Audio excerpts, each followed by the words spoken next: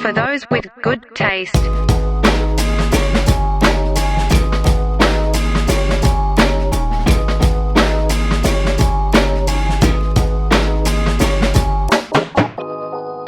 Hey, what's going on, everybody? It's your boys from For Those with Good Taste. I'm Matt. He's Lenny.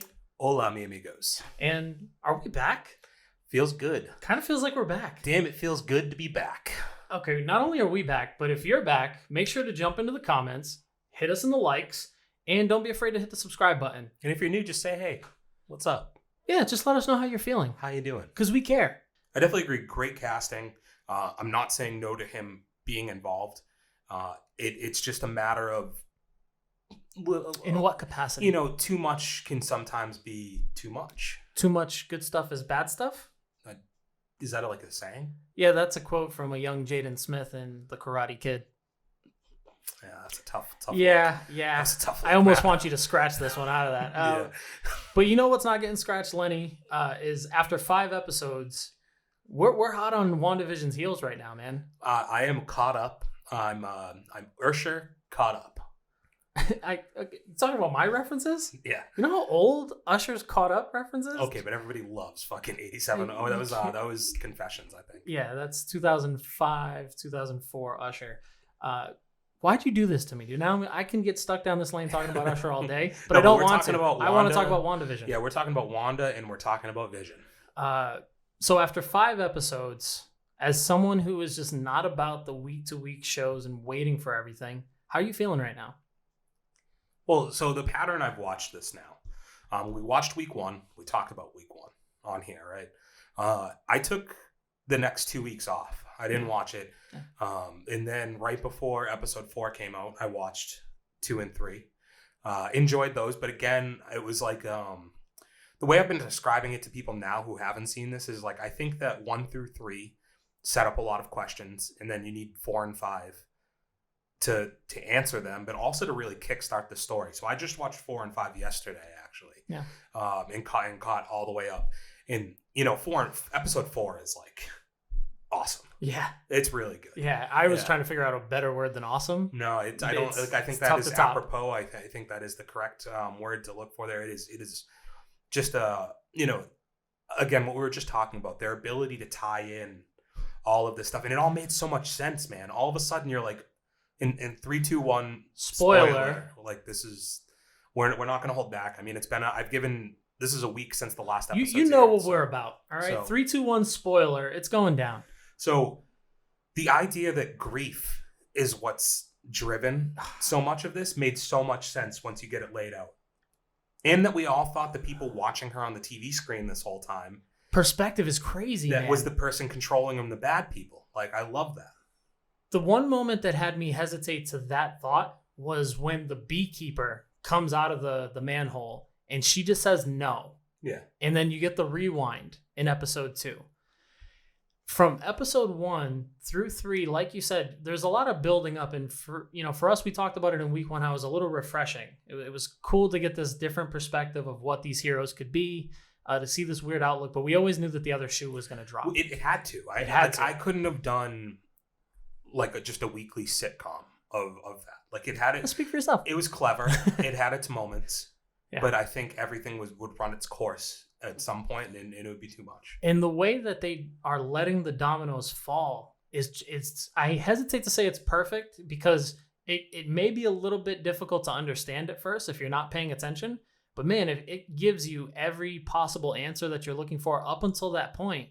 In episode 4, I love the tie of Monica Rambeau. Yes. I didn't even, it didn't click to me that was her daughter either. Like that. Oh, really? Time. Okay. So, and it's not that, I guess I just didn't think about it. Like, it wasn't even that important to me. Yeah. That when I was looking at her in the role of what she was originally in like the 70s or Geraldine. 60s, right? Yeah. Like, I was like, there's something familiar, but I don't know exactly what's going on.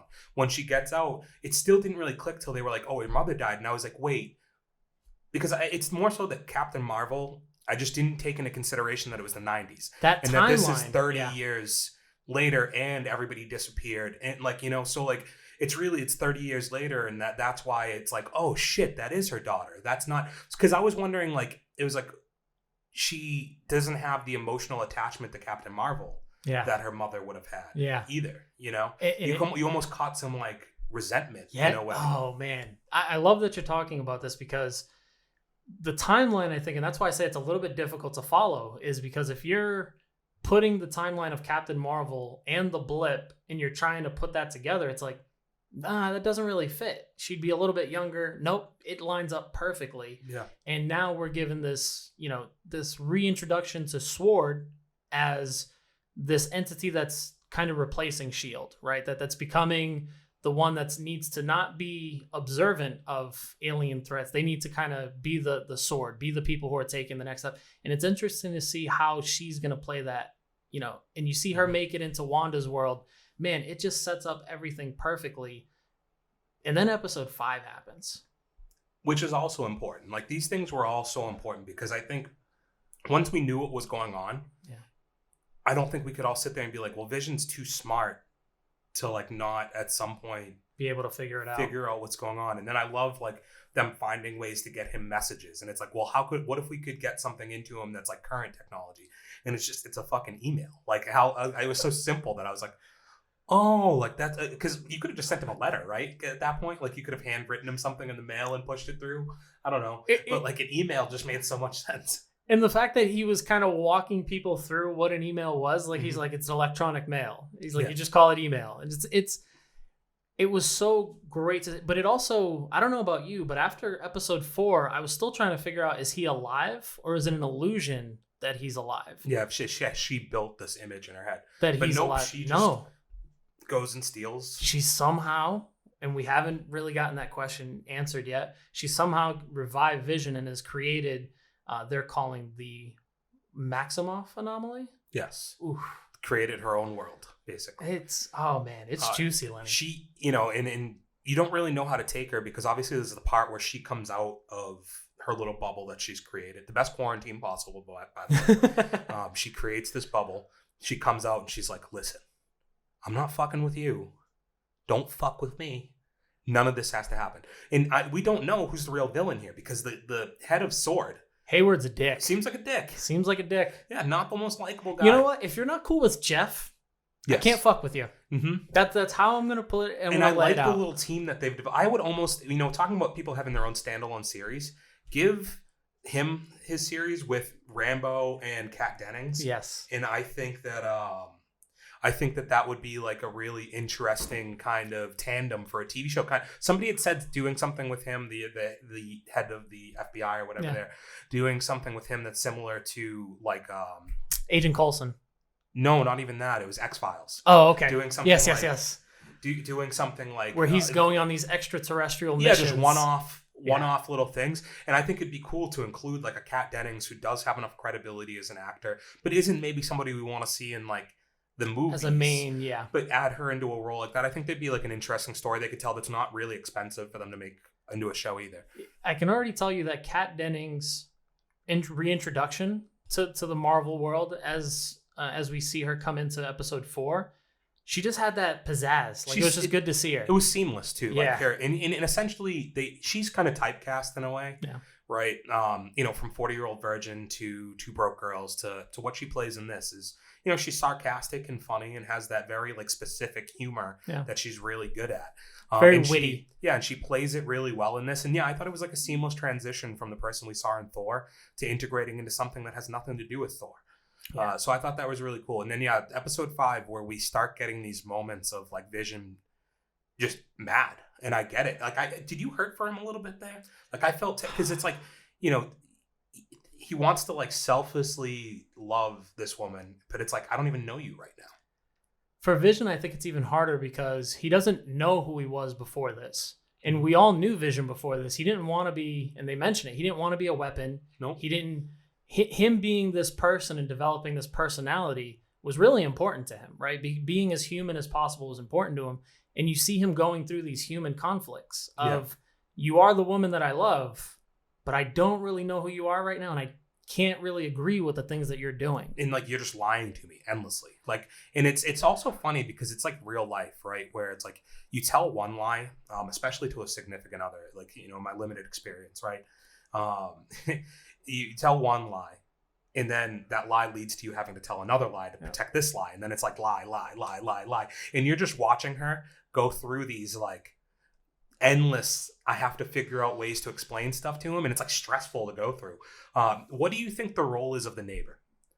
So I think that's the big question coming out of this. She's the only one that's come out of character voluntarily, and it's been okay. Mm-hmm. Agnes is a very interesting character in the sense that she's been unresponsive to any of the kids aging. She's seen it all and gone with it. So that's where it's like, is she pulling strings? You know, because like she seems to know more than what's going on, and it doesn't seem as if, or is she, you know, like I guess is she a projection of Wanda's? You know, because whenever Wanda's needed something, to their point, she's just been there. I almost think that, again, when we talk about the human nature, everyone needs that confidant. And maybe Agnes is Wanda's go-to girl as, hey, there's only one person who I've been able to tell what's going on. That's probably Agnes. And that's why she wasn't responsive when the kids got older. She was like, do you want me to take that line again? When Vision was not kind of going with it. There's just a lot of questions to be answered. It is weird, though, because it's like if she was friends with her, wouldn't she know that Vision doesn't know? I didn't say friends. But if she was her confidant or something, like she wouldn't tip Vision to knowing. But I think in that moment, she just didn't know what to do. I think she was expecting Wanda to have some type of control over Vision, that it was going to allow it to happen. Mm-hmm. And Vision is starting to show, you're not going to control me because I know you're trying to control me. Exactly. Yeah. It gets really interesting. Great. I mean, it's great, man. And I feel good, bro. The last thing I want to leave off is that standoff where they're floating in the air, and we're left with a sense of helplessness for Vision, and then someone shows up, and now we don't really know if Wanda's in control anymore. Yeah, that was quite the turn of weird, events, right? Introducing the X-Men universe. Yes. And how are they going to do it? Did you see that the voice actor, the Spanish voice actor for that character got the boot? Really? Because he tipped that he was going to be in it. That they called he tipped that he was filming scenes a while back. Wow. And it like gave it away. I think it was him who got. People can't have power.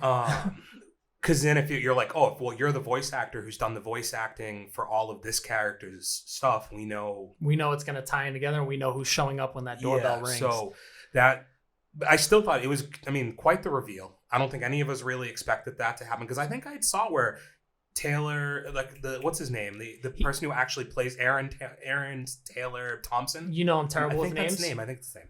But either way, I thought he was rumored to be in it, isn't he? There was always a rumor. But it was a rumor that he and the Pietro that was in Ultron were both going to be showing up. Yes. So to see him show up, it's like, okay.